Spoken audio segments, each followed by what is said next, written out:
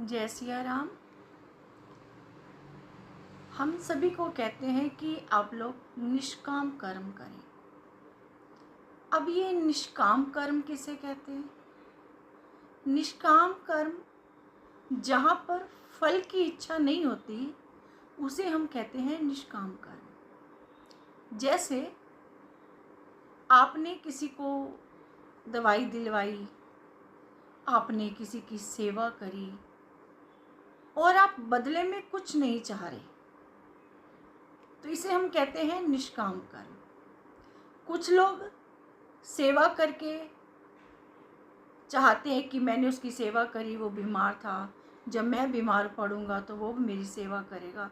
इसका मतलब आप बीमार होने की इंतज़ार कर रहे हैं अपने, तो ये निष्काम कर्म नहीं है।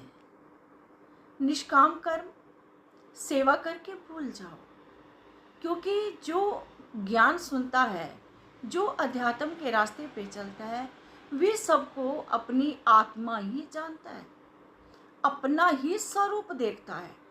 जो अपना स्वरूप देख करके सबकी सेवा करेगा वही निष्काम कर्म है।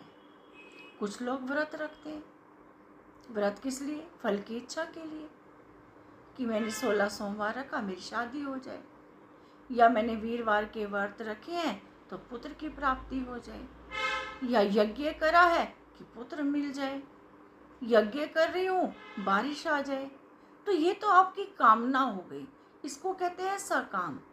पर हम यहाँ बात कर रहे हैं निष्काम कर्म की, जहाँ आप कुछ भी करें वहाँ फल की इच्छा ना रखें।